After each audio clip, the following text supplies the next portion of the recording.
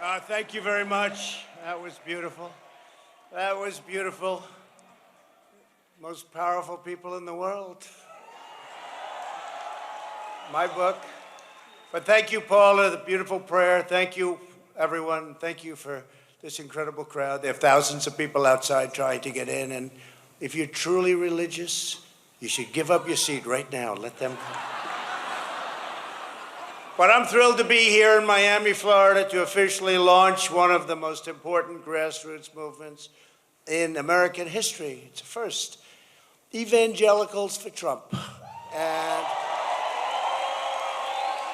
And you know how we did a few years ago. Hard to believe. Already we're talking about it's almost 3 years, but you know how we did. The numbers were phenomenal, and the love is greater today, I think, than it has ever been.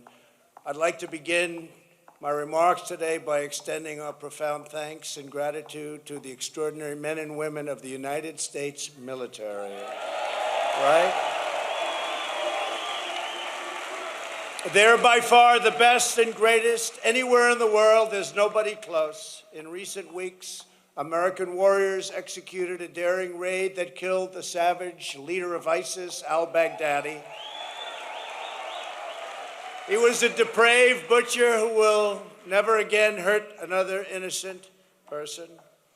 Last night, at my direction, the United States military executed a flawless strike that terminated the terrorist ringleader responsible for gravely wounding and murdering thousands and thousands of people and hundreds at least of Americans.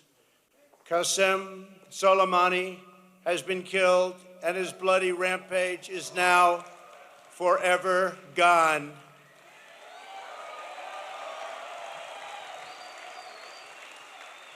He was plotting attacks against Americans, but now we've ensured that his atrocities have been stopped for good. They are stopped for good. I don't know if you know what was happening, but he was planning a very major attack, and we got him.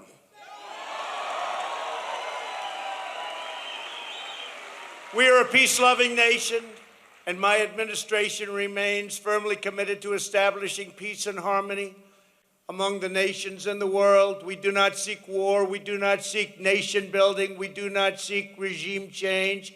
But as president, I will never hesitate to defend the safety of the American people, you. So let this be a warning to terrorists. If you value your own life, you will not threaten the lives of our citizens. Americans have many blessings, but perhaps the greatest among them is the blessing of being protected by the most exceptional and virtuous military on the face of God's earth. This evening, we're delighted to be joined by many incredible faith leaders, including just a terrific man that I've gotten to know, and his wife. I don't know, I think she might even be better than him. James and Shirley Dobson. Where are you, James? Where are you, James? Thank you, James. Got to know each other well. A friend of mine who was on television before I knew him, and he kept saying, you know, he might not know the Bible as well as I do, or frankly, as well as a lot of people, but he's a leader, and he loves God, and he's a great Christian.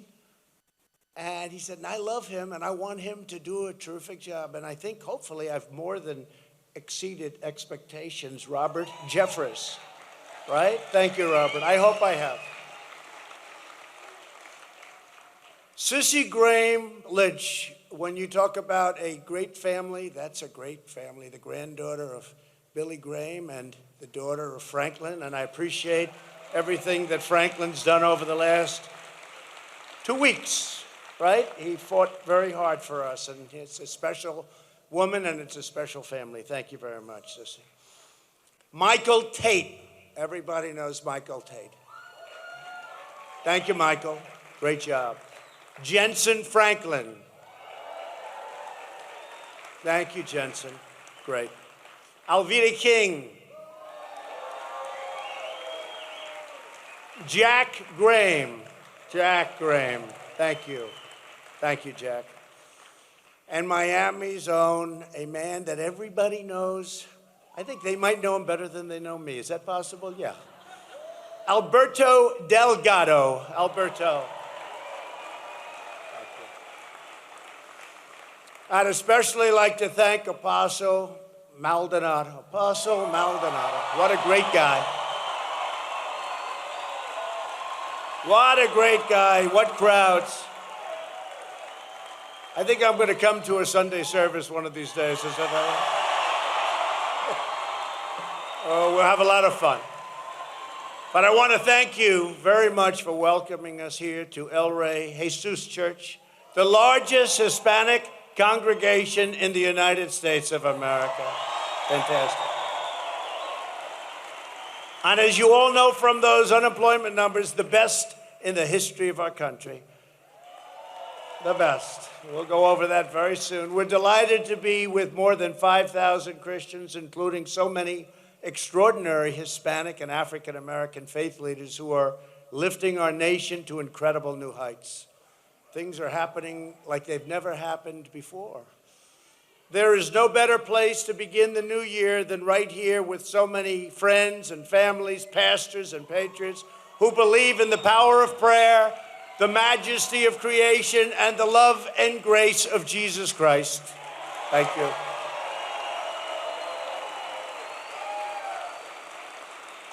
In 2016, evangelicals, Christians helped us, and they went out.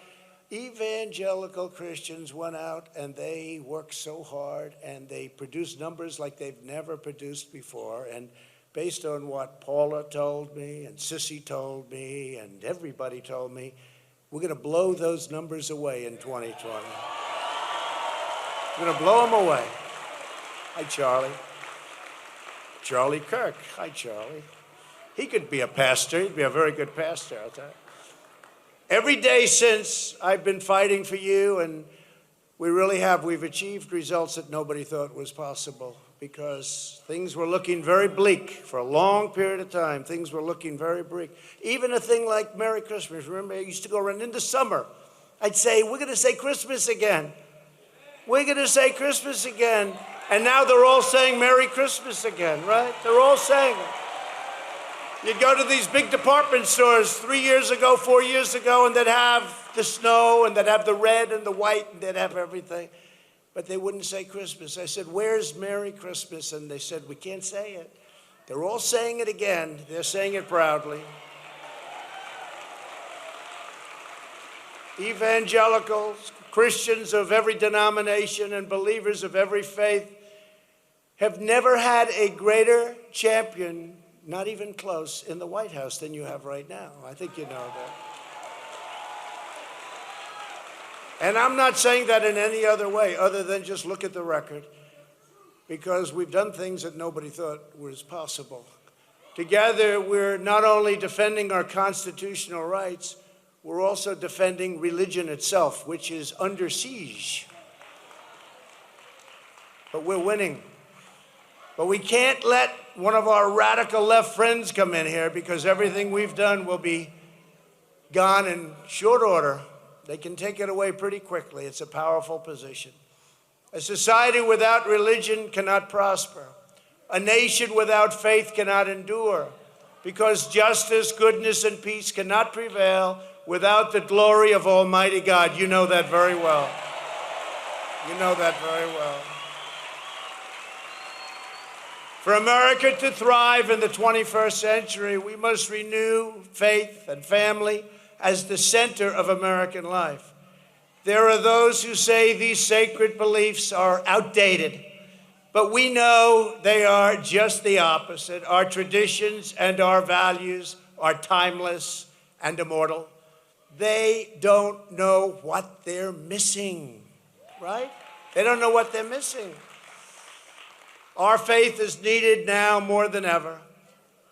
While certain fads come and go, it's an eternal truth that faith and family lead to the stability, happiness, and prosperity of nations.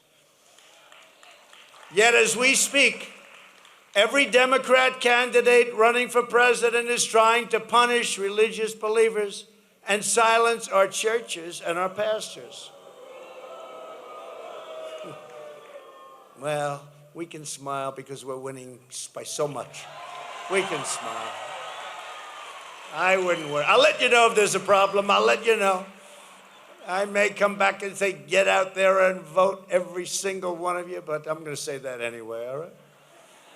Our opponents want to shut out God from the public square so they can impose their extreme, anti-religious, and socialist agenda on America. I've been watching these debates. By the way, how boring are those debates? Are they boring?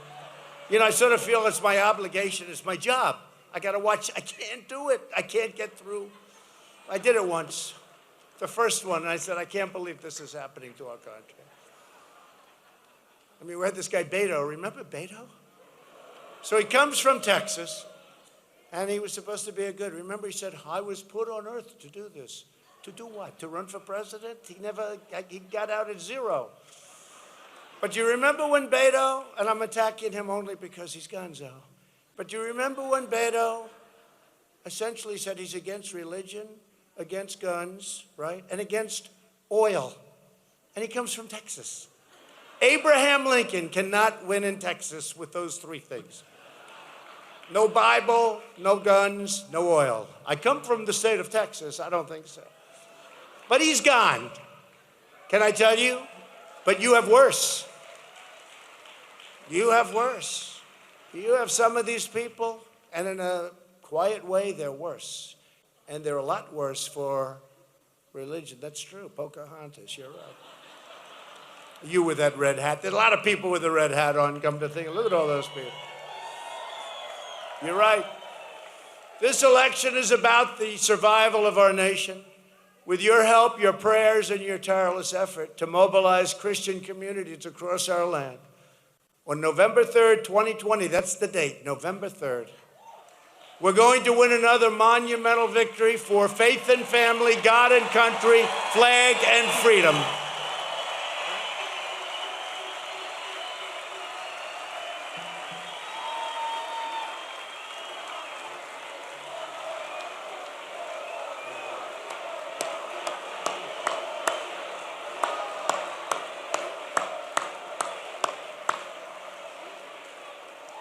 We're going to defeat the radical Washington Democrats, and we are going to take back the House.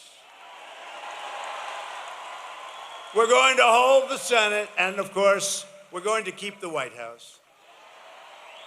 And if we take back the House, and you see how crazy these people are crazy. There's no crime. There's no nothing. I said, read the transcripts. They don't want to read them. Totally partisan, never happened. Anything like this, they couldn't beat you, so they voted against you. Think of it, how bad it is, how sick it is. It wasn't supposed to be that way. And we didn't lose one Republican vote. In fact, we gained 3 Democrats, and one of them left the party and became a Republican. Never happened before. 196 to nothing. Have you ever heard of that? The Republicans are fighting tough. It's good. And the Senate, same thing's going to happen, I hope. I feel very certain. It's going to happen in the Senate. We have great, great support. But we have support because we really are. We're on the side of right. This is a hoax. This is a terrible hoax perpetrated on our country like no hoax ever. I used to call it the witch hunt, but it is. It was a witch hunt from the day I came down the escalator with our great First Lady, from that day. And there are those that say even before that day. I happen to be one of them. Before my election, religious believers were under assault like never before. You all know that. So many leaders here. Faith-based schools, charities, hospitals, adoption agencies, business owners, and pastors were systematically targeted by federal bureaucrats in order to abandon their religious beliefs or stop serving their communities. You know all about that. But the day I took office, I got sworn in. The federal government's war on religion came to a very abrupt end.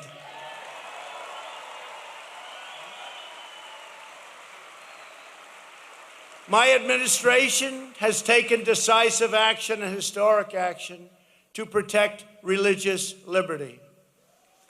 Just as I promised in the campaign, we have stopped the Johnson Amendment, where they're trying to take away your tax-exempt status and liberated our partners by getting rid of this horrible Johnson Amendment. I could tell you a brief story, but only if you want me to, should I?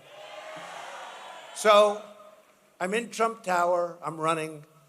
Everybody said, yeah, he's doing really well, but he's never done this before, so he can't do it. You know, never done it before. It's true. A senator came up to me and said, sir, I've been in 9 races. I won 7 of them, sir. I said, I know. I've been in 1, I won 1. You know, so we have to win 2 because it has to seed, right? But I'm in the office, and I'm with probably 50 faith leaders. Paula was there.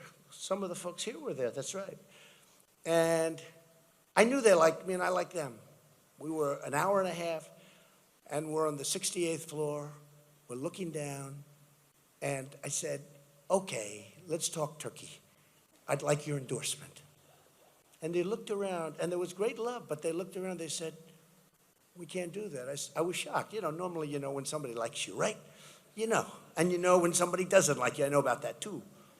But we had a great feeling in there. And I said, what's the problem? They said, well, we can't do that because we have the Johnson Amendment. And if we go political, if we endorse somebody, or if we even speak strongly, and you're the people I want to hear from, there aren't many, but you're the people I and all of these folks, we want to hear from you. If we go and start telling people what we would recommend them to do, they take away our tax-exempt status, and our churches, in many cases, go out of business. It's so harsh. I said, you got to be kidding. I never heard of that. But I thought about it, and I actually looked out the window, and I saw many people down on Fifth Avenue, and they look like ants. There's so many of them, but they're so small when you're high. They look like ants. It looked like an ant colony. So I said, that means that any person down there has more power and more to say, even to the public, than you do in a certain way, and they're not necessarily the people I want to hear from. I have to think about this. And we had a second meeting 2 months later, same place, same people, even more. And I said, you know, I understand the problem you have. You can't speak up, but we're going to get rid of the Johnson Amendment, and we did. It's no longer effective, and we're going to put it through and make it permanent, too. So after a certain period of time, whether it's 16 years or 20 years or 24, you know, we want to drive them. Boy, that's a lot of press back there. It's like the Academy Awards used to be, right? Before it failed. Before they started speaking badly of us and everybody turned off the television. Well, now I do that only because, you know, they had, you've heard this before, but they have this wacky guy on television, and he was doing an interview. Big show. And he looked at the person he was interviewing, and they said, you know he's going to win, don't you? You know he's going to win. He was horrified. I mean, he doesn't like low taxes, strong military, great borders, no sanctuary cities, great education. I don't know what they like. I know what they like. Open borders, crime. So what happens? He said, you know he's going to win, right? No, we're going to fight him hard. We're going to fight him hard. This is the other side. No, he's going to win. There's nothing you can do about it. He's going to win. And after 4 years, he's not leaving. You know that, right? He's staying. And then he's staying longer. And I thought he was joking, but he was very serious. So I like to say, but I'm only kidding back there. I say 12 years, 16 years, 20 years. It drives them crazy, but they drive us a little crazy, so we're even. Very dishonest people, but maybe they'll be more honest in this great church. Do you think, Pastor, do you think they'll be a little bit more honest in this church? Maybe we'll get a good shake from the media, but I doubt it. Think of it. We've done this without the media. So we had one party totally against us, and their partner is the fake news, right? And we won. But we have great people. Rush just signed another 4-year contract. He just wants 4 more years, okay? Rush, Sean Hannity, Laura, a lot of great people. Tucker's been great. Fox and Friends, right? Ainsley, Steve, Brian's come a long way, right? Come a long way, Brian. I told him the other day, you've gotten you're right up there.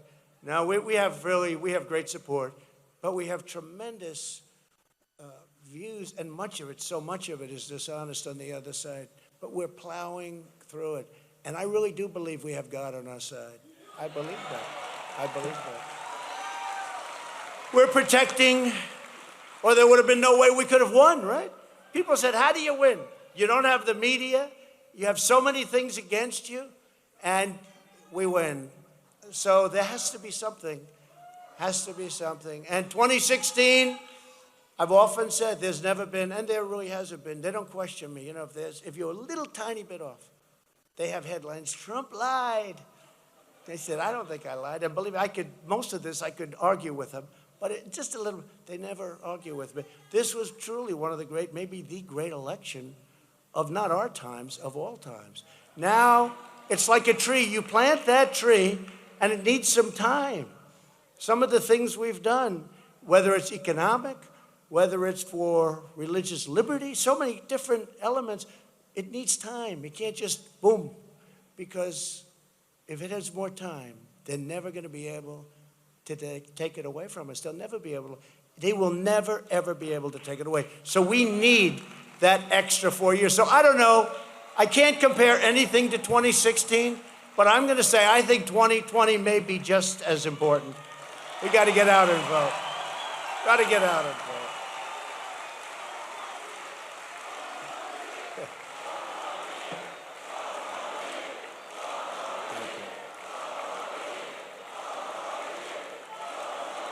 Thank you very much. Now we're doing good. We're protecting the conscience and the rights of doctors and nurses, teachers, and groups like Little Sisters of the Poor who have been so badly treated. We're on their side. We're preserving faith-based adoption that they want to end. It's not going to happen. We've confirmed 187 unbelievably talented, brilliant, young judges. They'll be there for 40 years, some of them, more.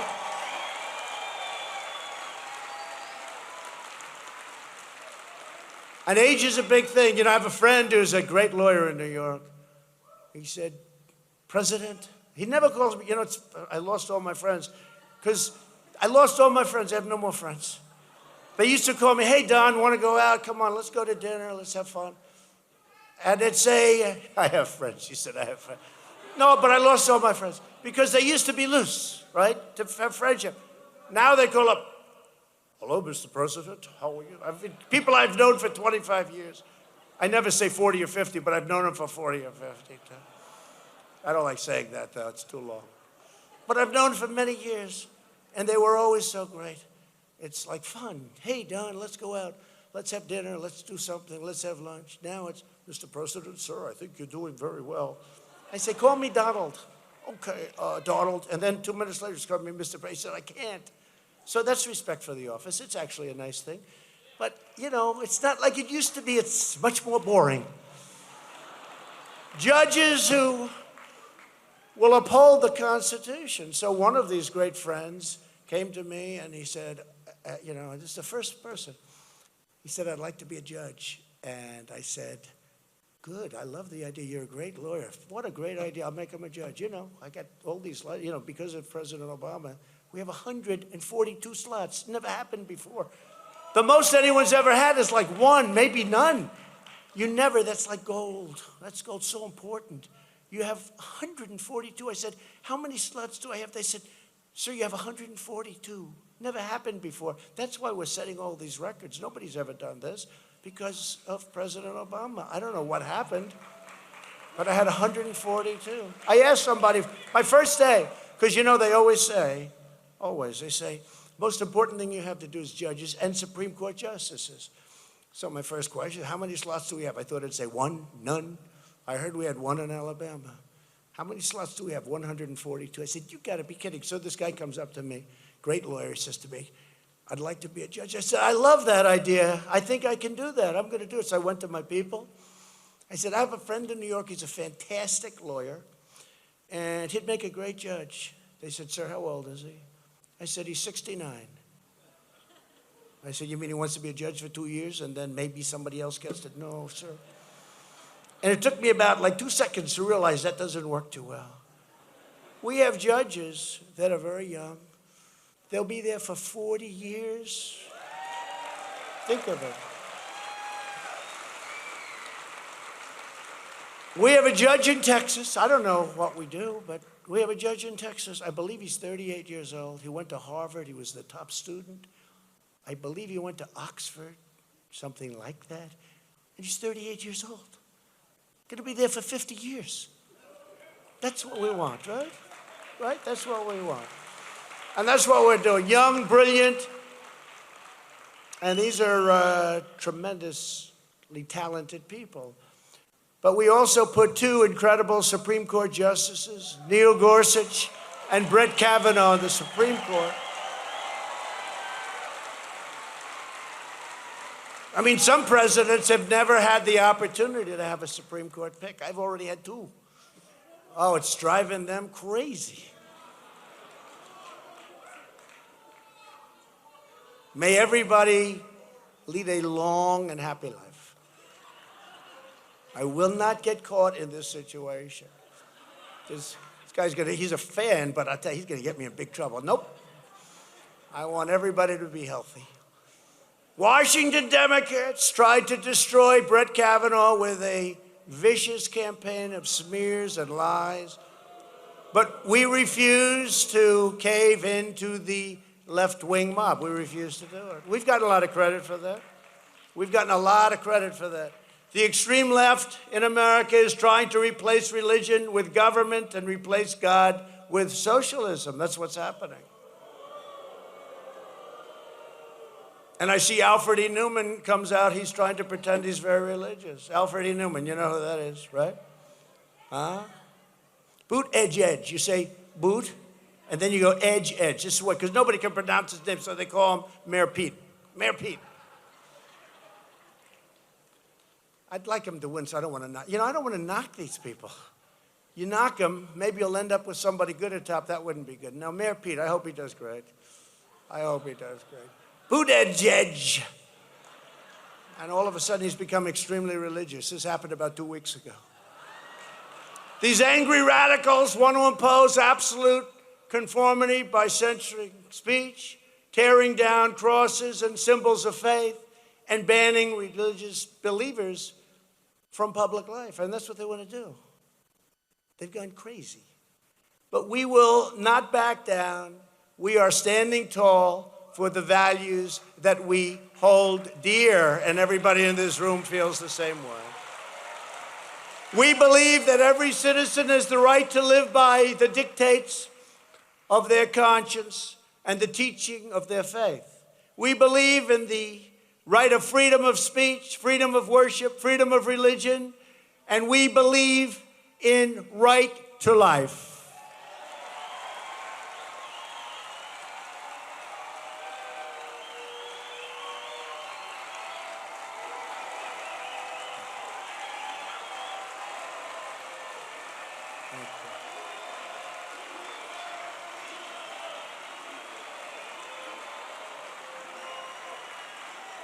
Thank you.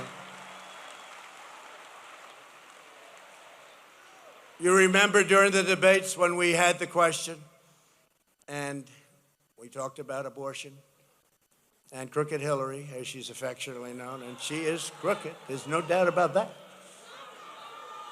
But we were talking about abortion, and I made the statement. I said, ripped from the womb in the final month, and the whole place got it.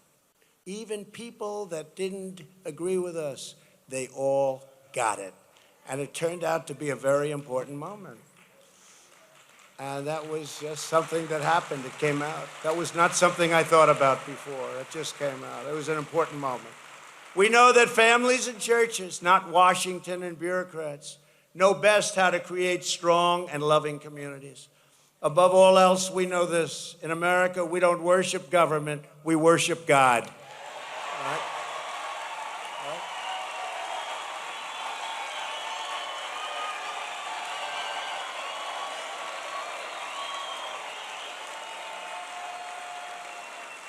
But very sadly, since their loss in 2016, and you see this, it's like the craziest thing I've ever seen. If you remember during those debates, she'd say, he will not adhere to the results of the election. She's like lecturing me all the time. I sort of said I would, not that maybe I could have been stronger on it. I wouldn't have been happy with her, but I would have. That's the game. That's it. You got to. And she turned out to be the one that doesn't accept it. But all the time she was lecturing me, it was sort of incredible. And I said, I wonder what this is all about. But since their loss in 2016, the extreme left has not given up on their relentless crusade against Christians and Americans of all faith. They haven't. At every level of government, the intolerant left is on a campaign against religion. Look at the rules and regulations that we've taken off. Look at Mexico City. Mexico City. Did you ever think you'd see that? Mexico City. I don't think you ever thought you'd see that. Democrats in the House of Representatives have worked to remove the words, "So help me God," from the oath. Right?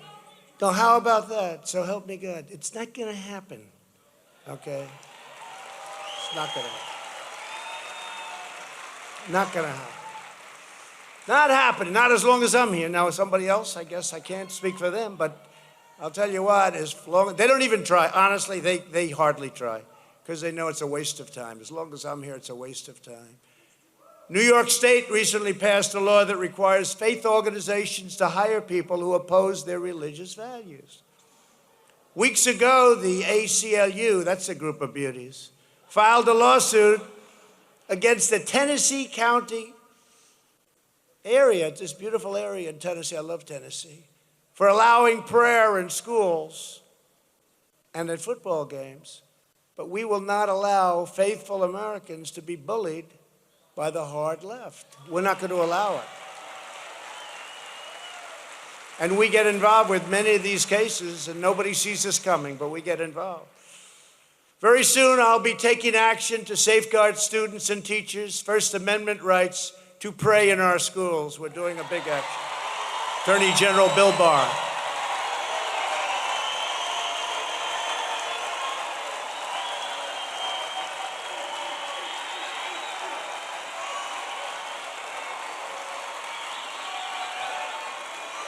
No, they want to take that right. Can you believe it?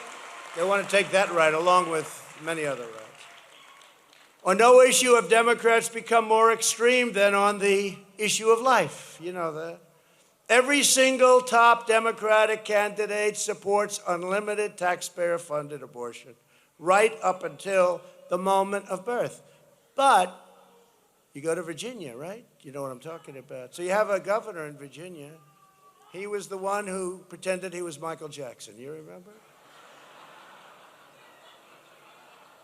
But nobody can moonwalk like Michael Jackson. Nobody. Nobody. And he wanted to try to show that he was really telling the truth. And his wife saved him. Not by much.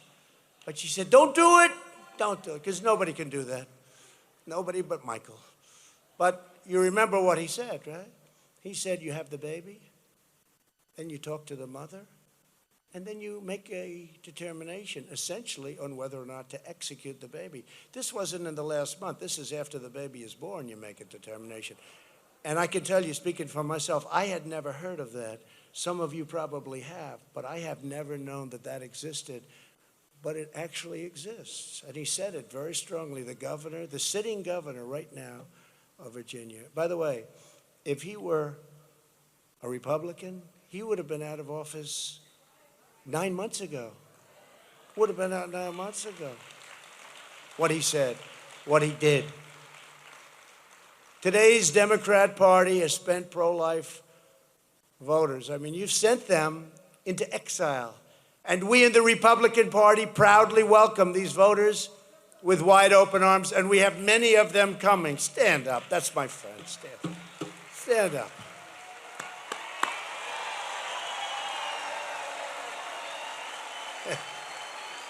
Thank you. It's great. That's great. So many people are joining the Republican Party, and it's a different party. It's becoming a party of the workers. It's becoming a party of minorities, African American, Hispanic, Asians. Very different party. Republicans believe that every child, born and unborn, is made in the holy image of God. And that's why I asked Congress to prohibit late-term abortion.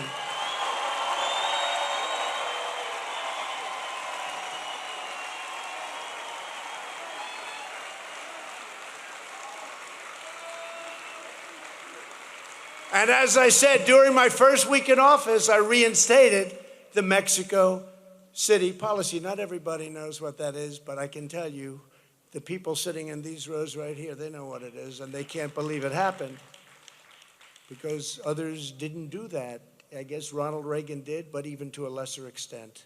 So we're very honored to have done it. We have issued a final rule to prohibit Title X taxpayer funding from subsidizing the abortion industry. We stopped the federal funding of fetal tissue research, which everybody felt so important, which was a big question mark for years. We're standing up to the pro-abortion lobby like never before. We will never shy away from the battle to protect innocent life. We're also defending the free speech rights of Christians on college campuses. Here with us today is Bernadette Tassi and Jessica Riojas from California State University. Have a very interesting story to tell. Please, young ladies, please come up.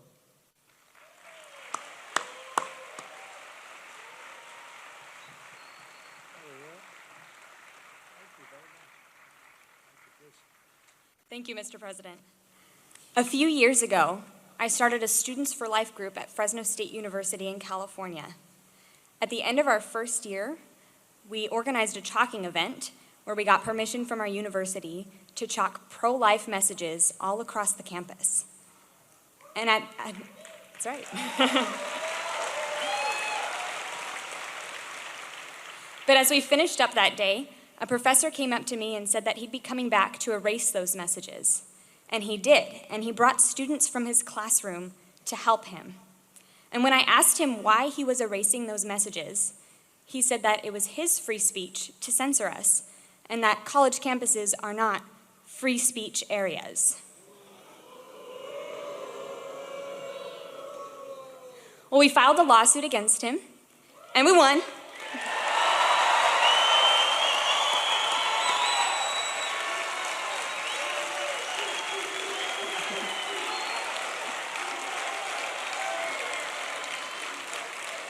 And this allowed us to help us continue to spread a message that might never be heard on a public college campus, the pro-life message.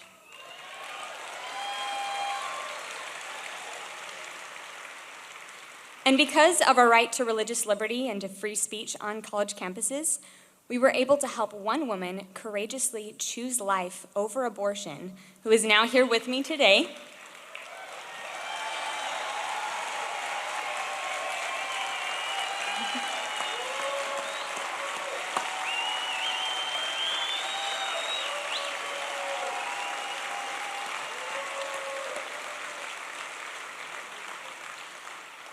Thanks be to God, we can continue to speak freely on our college campus and spread the pro-life message.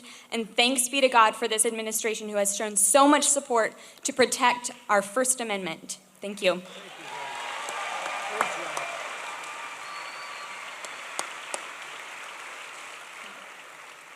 Hi, everyone. So protecting students' free speech rights can help save lives.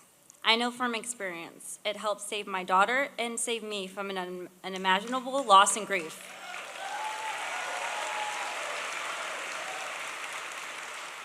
A few years ago, I didn't take a side on abortion issue. While attending Fresno State, I passed by a Students for Life booth on campus. The students were passing out 12-week fetal development models, so I took it and kept it in my car. Then a couple months afterwards, I found out I was having an unplanned pregnancy. I felt alone, scared, and unsure about my future as a college student. I talked to a Planned Parenthood counselor who attempted to persuade me to have an abortion. However, I remember looking at my fetal development model throughout that time period, helping me to humanize the baby I was carrying. I decided to keep my baby. I thank God for my daughter Eden, who is now 2 years old.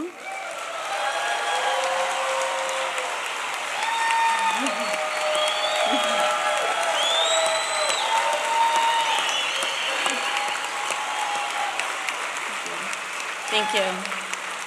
And is the joy of my life. I am now actively pro-life and co-vice president of Students for Life at Fresno State, helping other students choose life and feel supported in their education. I am pursuing my graduate degree and want all pregnant and parenting students to know that they can be successful too. Fantastic. Thank you. Good. Great story. Thank you. Thank you, guys. Thank you. Wow.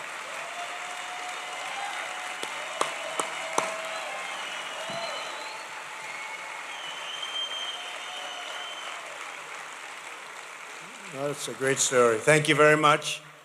To safeguard the rights of students like Bernadette and Jessica, I've issued a historic executive order stating that if colleges and universities don't protect free speech, they will lose billions and billions of dollars currently funded by the federal government.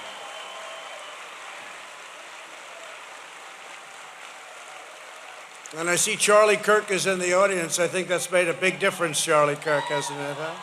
Made a big difference.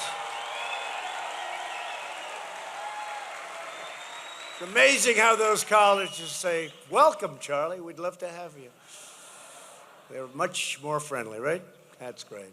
Every day, our pro-faith, pro-family, and pro-American agenda is restoring hope and opportunity to Americans of every race, religion, color, and creed. We have created 7 million new jobs since the election, including more than 600,000 jobs right here in the state of Florida. You have a great governor, by the way, Ron DeSantis. Great governor. If I ever said 7 million jobs during the campaign, the projection was 2 million at most. And we did 7. They would not have allowed us to get away with it, but we would have said it anyway if we believed it. African American, Hispanic American, and Asian American unemployment have reached their lowest rates in the history of our country.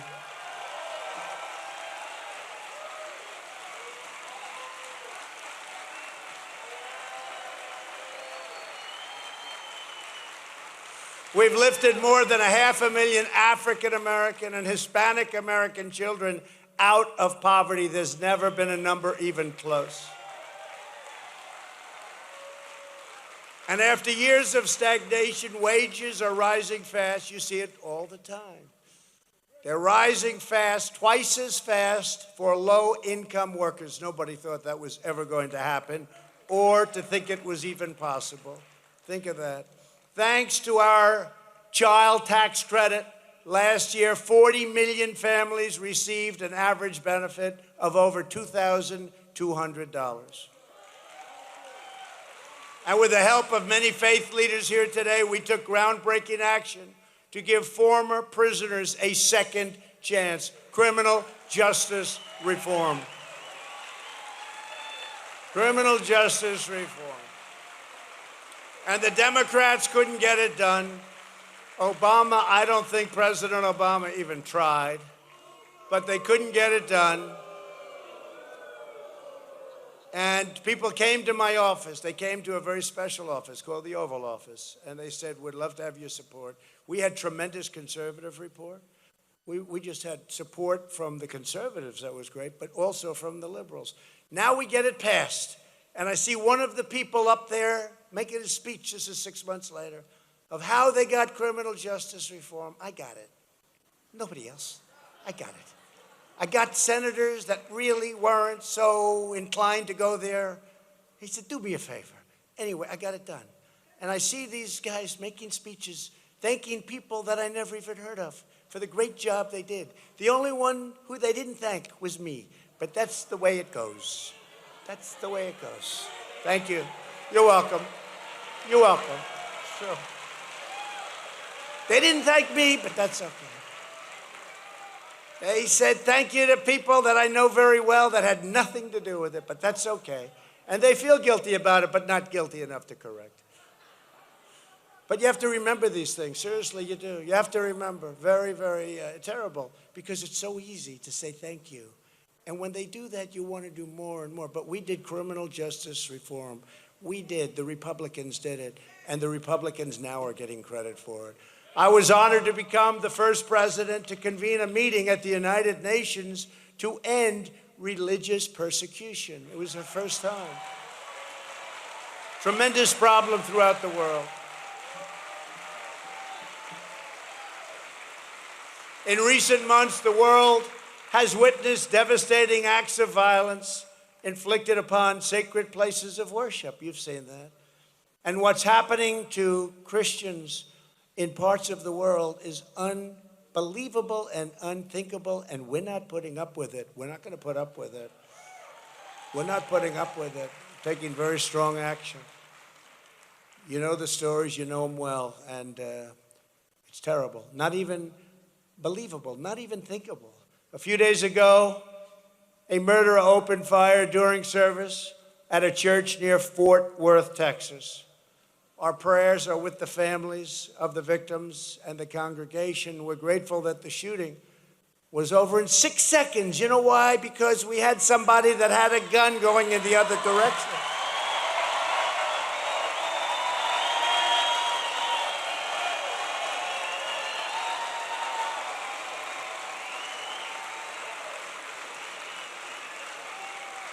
You had 242 people, worshipers, they were praying, and this maniac walked in and started shooting. But yet a man had a gun, he knew how to use it. And in a very short period of time, that was the end, but 2 people died. But you had 242 people, they would have perhaps all been dead, every one of them. And then these people talk about guns and gun safety and gun rights, and honestly, they don't really know what they're talking about. But many lives were saved by these heroes, and Texas laws allowing them to exercise their Second Amendment right to bear arms. And your Second Amendment is under siege. But I guess that's why they don't love me. Look, there's so many reasons they don't like me. This is one of many. But as long as I'm here, and I'm going to be here for a long time, your Second Amendment is protected. Your Second Amendment is protected. Hours before, in the suburbs of New York City, an evil and sadistic man brutally stabbed Jewish Americans at a rabbi's home during their Hanukkah services. Everyone here today stands in unwavering solidarity with our Jewish brothers and sisters.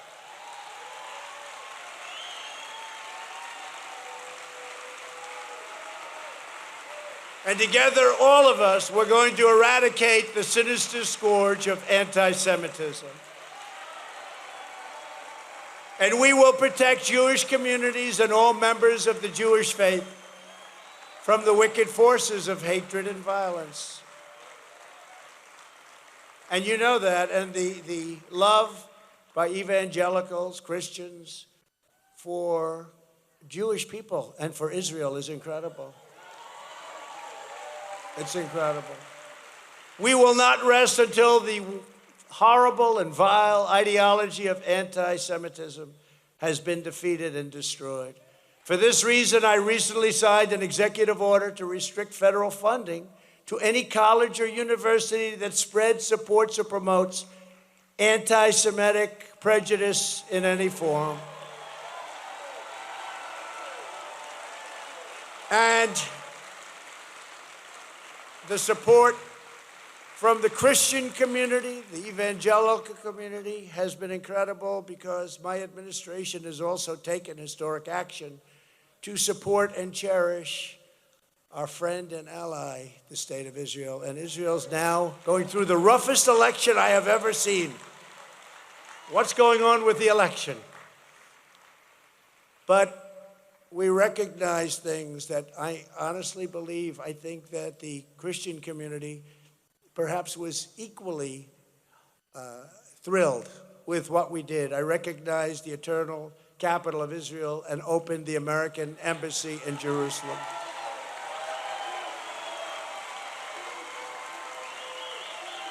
And we recognized Israeli sovereignty over the Golan Heights. The Golan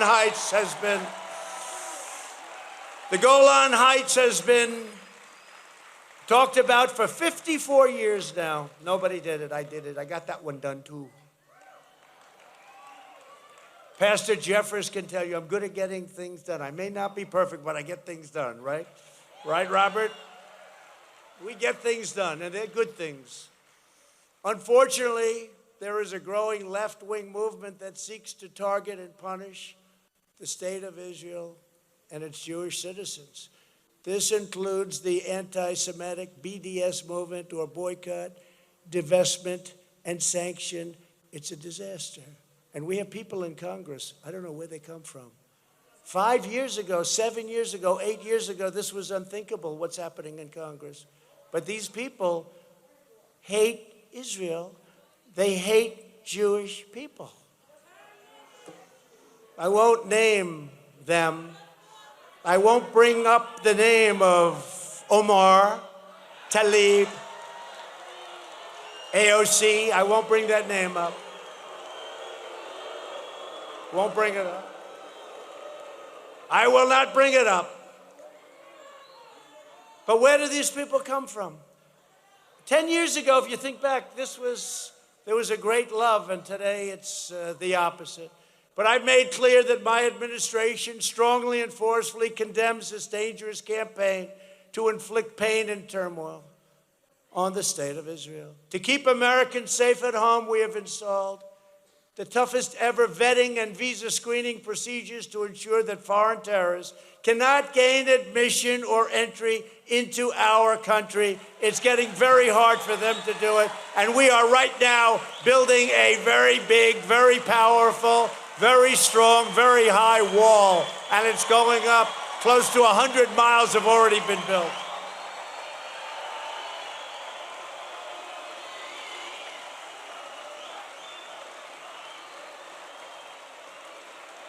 You know, we did two things. The wall is always people, and you think it was easy getting that wall?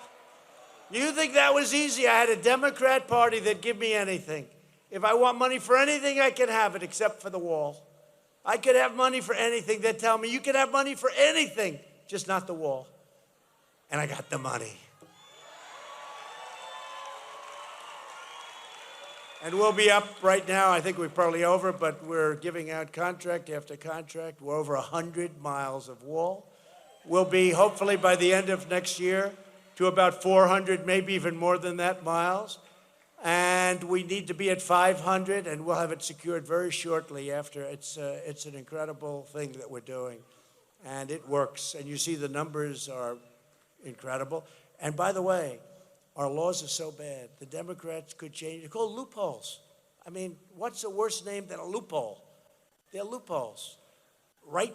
We have lottery. Put your name in a hat, lottery. Do you think that their governments put their best people in the lottery? No, they don't put their best people.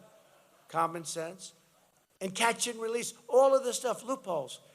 We could end it so easily, but we don't end it.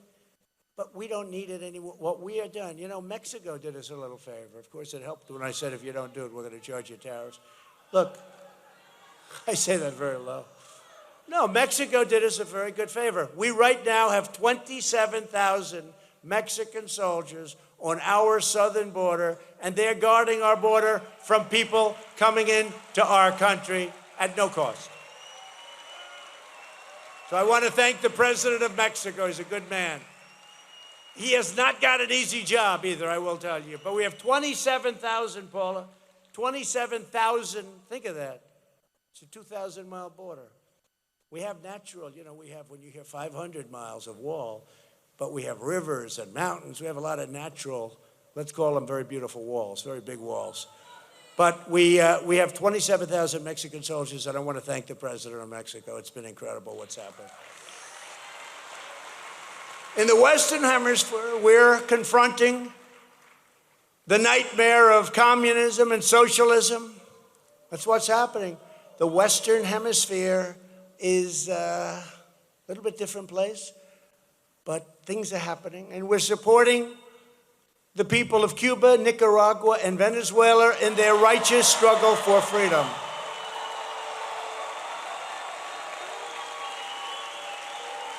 We're going to win that. We're going to win. We're going to win all three of them. We're going to win all three of them. Tell your friends, we're going to win all three. In fact, 2 years ago, they gave me the Bay of Pigs Award, Cuba. They gave me the Bay of Pigs Award, meaning people formerly from Cuba in Miami. And that was a big thing. And we had tremendous support from those countries, I will tell you. We're going to straighten that out. We resolve again today that America will never be a socialist country, ever.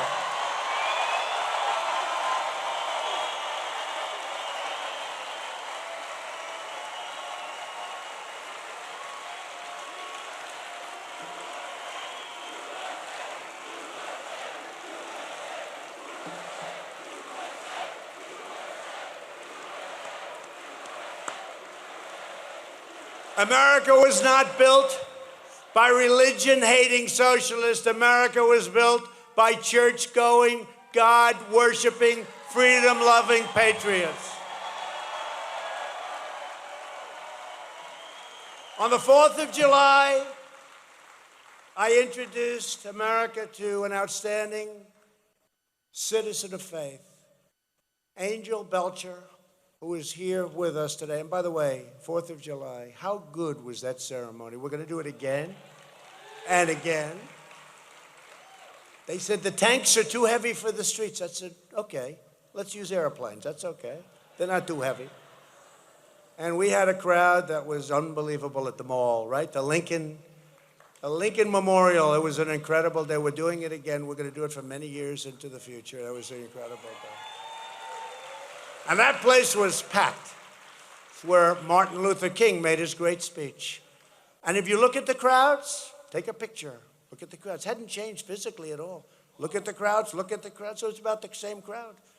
It was about the same crowd. It was an incredible crowd of people, and everybody loved it, and it was pouring. And I had no speech because this speech was all wet. The teleprompters went down, and I was stuck, just me and hundreds of thousands of people. And we did just fine. We did just fine. It was pouring.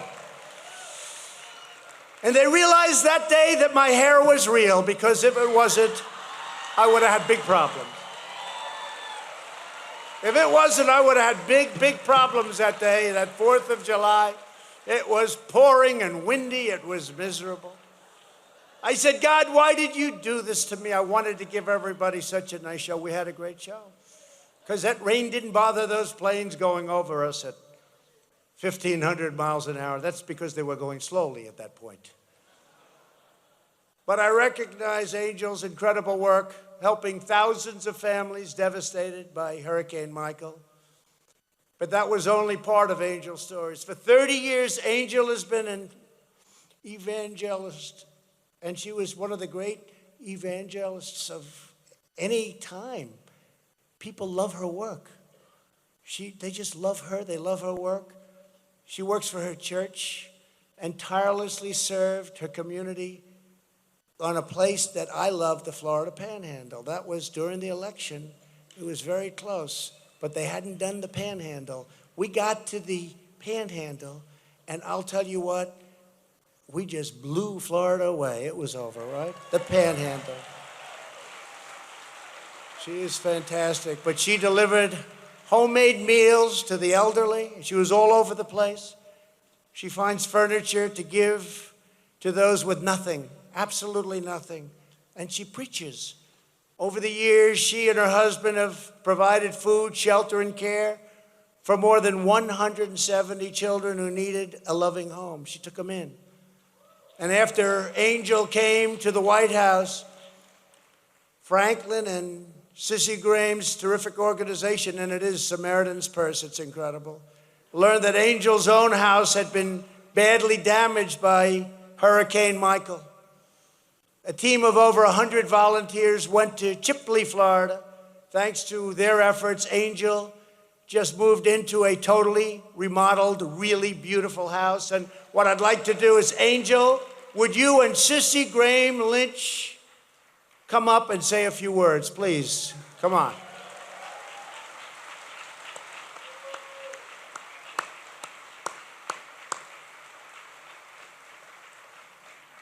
And I think, by the way, Sissy should be an evangelist because she is a very inspiring speaker. Her grandfather was Billy Graham. Her father is Franklin Graham. And if you believe in genes, you got to go with those genes. You can't get any better. Please. Come on.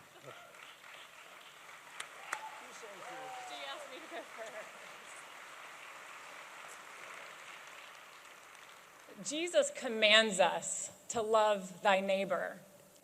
And when you go around the world and you go around this country and you visit people in moments of hopelessness and despair, you see Americans rise to the occasion to love one another, to serve one another. Even if you don't know them, even if you don't agree with them, they love. And Miss Angel has set that example beautiful to all of us of loving thy neighbor and taking people into her own home. And she's going to share a little bit about her story. But Mr. President, although you're in a very beautiful, elegant White House, you are our neighbor. And we will love you through this, and we will help you for 2020 so you can keep fighting for us because you are our neighbor and we love you.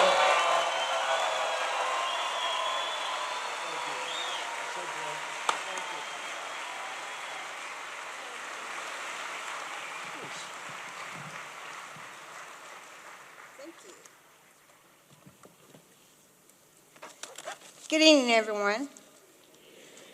I'm Evangelist Angel, and tonight I'd like to share a little bit about the president, a side that you guys probably don't even know about. I met him back in July 2019, and when I was getting ready to leave, his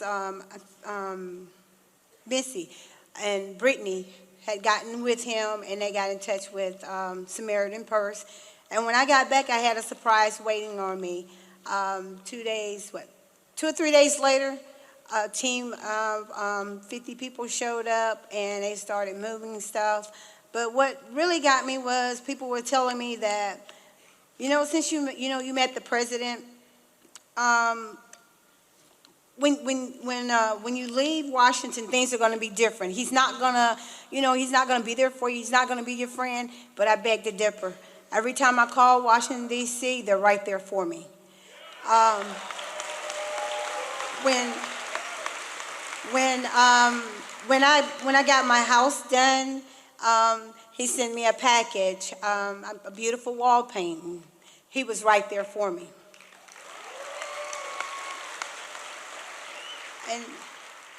And within usually about 2 to 3 days out of the month, I'll hear from the White House. How are you doing, evangelist? Do you need anything? How's things going? And you know what I tell people? I was like, don't judge the book by its cover, because it's not what you think it is. And then what I don't like is for someone to tell me what I can do, who I can vote for.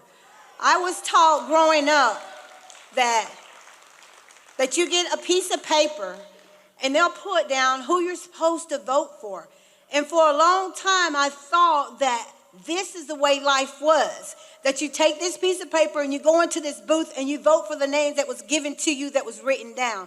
But as I got more knowledge, as I got more older, and I got more wiser, I realized that that's not how you vote.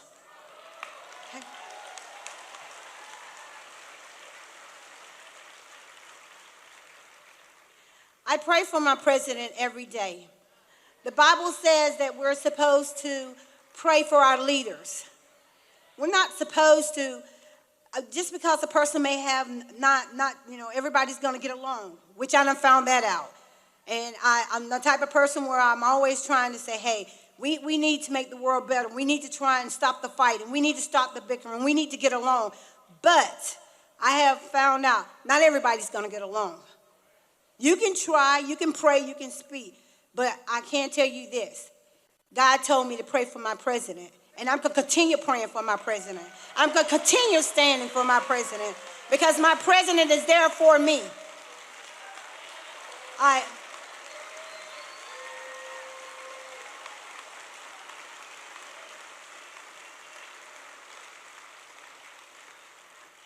There's been lots of days where I feel down and depressed because I've lost my mother and my father.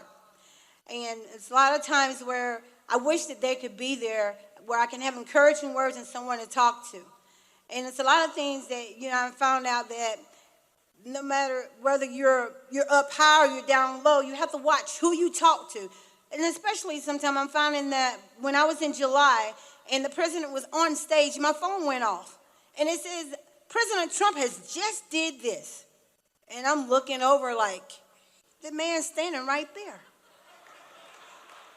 Oh, okay. So that's when I started saying, don't go by what people tell you. Don't go by what you're hearing. Go by what you see. Okay? So we're walking.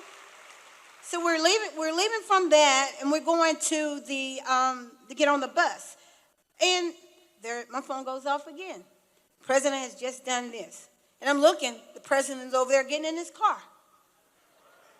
And I was like, I'm going to start, not only am I going to pray for the president, but I'm going to pray for every one of you reporters, every one of you guys that's trying to rise up against him, every one of you that's out here lying and doing and saying things that's not of God.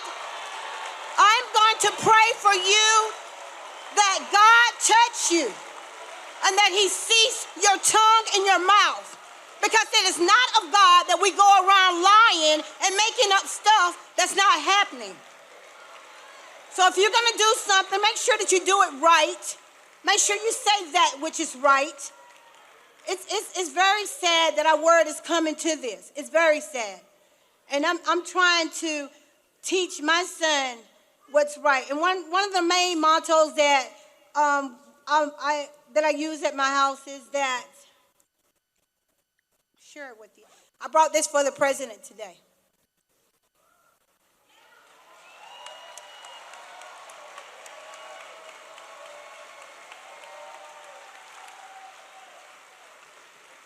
My mom used to tell me, before she left, she said, I'm not going to be here always to take care of you. And there's a time where your little self is going to have to stand up. I got on heels, so I'm only 4'10". But I tell you what, you want to fight? I'll fight. Okay? You have to learn how to stand up, be strong, and fight. And that's what I'm learning to do. No one can hand me a piece of paper anymore and tell me who to vote for. No one can tell me what to do anymore. I'm going to do what I want to do. I'm going to vote for who I want to vote for. I'm going to make a stand. I will never give up. And as for the president, I want him to stand strong. I want him to keep moving, regardless of what the outcome look like, regardless of what's going on around him. I want him to be strong. I want him to stand. When it look like things are going to fall down, stand. When it look like you can't take anymore, stand. Look to the hills for where your help's coming. It comes from Jesus Christ. It don't come from man, because man will let you down. It comes from the Lord. From the Lord. That's where our health and strength come from. And that goes for every one of you. Stand.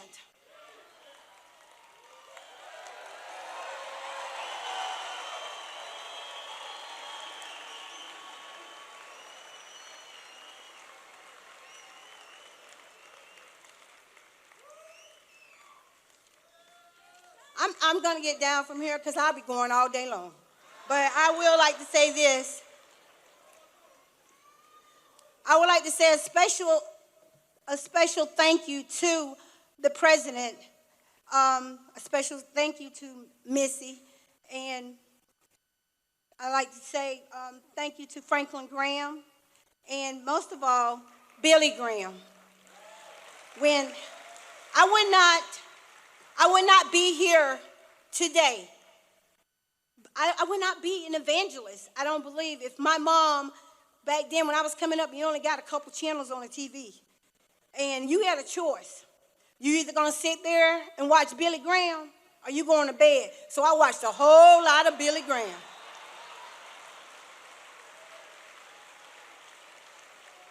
And so one of the things that I learned from Billy Graham is love. We have to love one another. We have to. That's the key.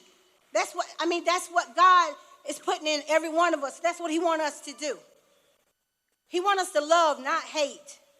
He didn't say that we had to get along with them, but we got to love them. And we got to pray for them.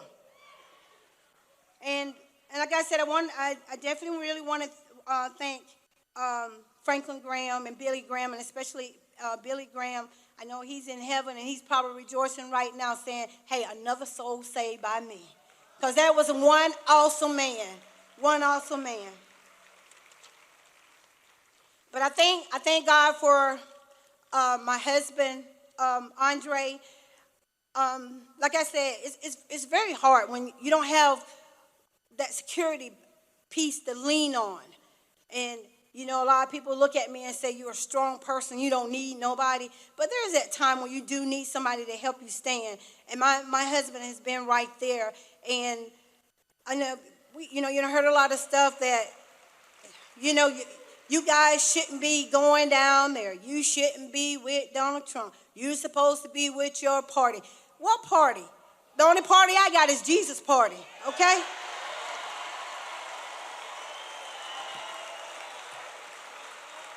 President Trump, I would like to give this to you, and I want you to know, never give up.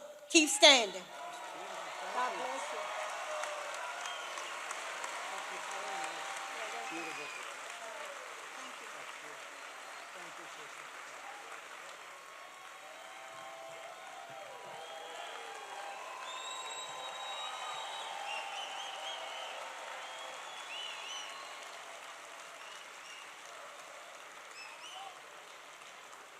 That was great. Thank you very much, both. Thank you very much.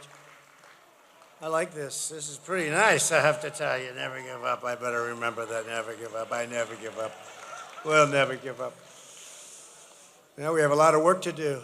My administration will never stop fighting for Americans of faith. Nearly 2.5, thank you very much, and I love you. Who said that? Stand up, please. Get up. Thank you. But nearly 2.5 centuries ago, the movement for independence began in the pulpits of American churches. People don't know that. They don't want to know that in many cases, but that's the way it was. The movements to abolish slavery and secure civil rights started in the churches.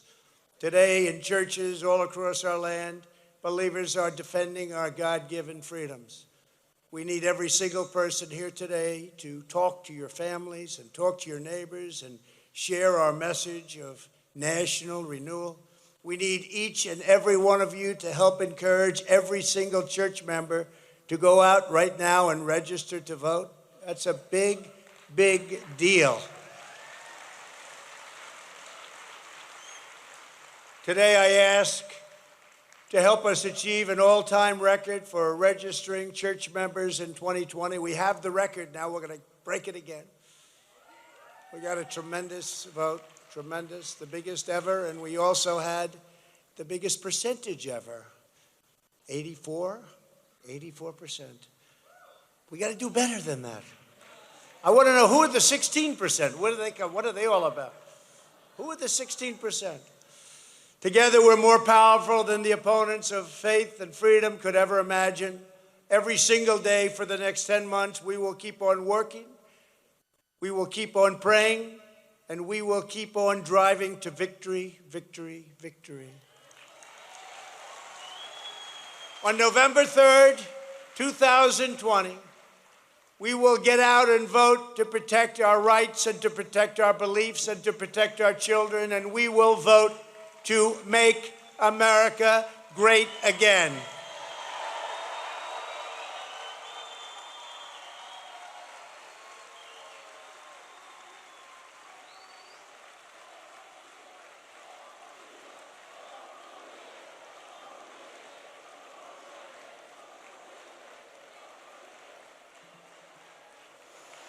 Thank you very much. With millions upon millions of evangelical voters, Christian voters, and voters of every faith, we will preserve our heritage. We will defend our liberty. We will reclaim our destiny. We will strengthen our families. We will build up our communities. We will restore the role of faith and true foundation of American life. And we will ensure that our country forever and always remains one people, one family, and one glorious nation under God. Thank you. God bless you. And God bless America. Thank you. This was a great honor. Thank you very much.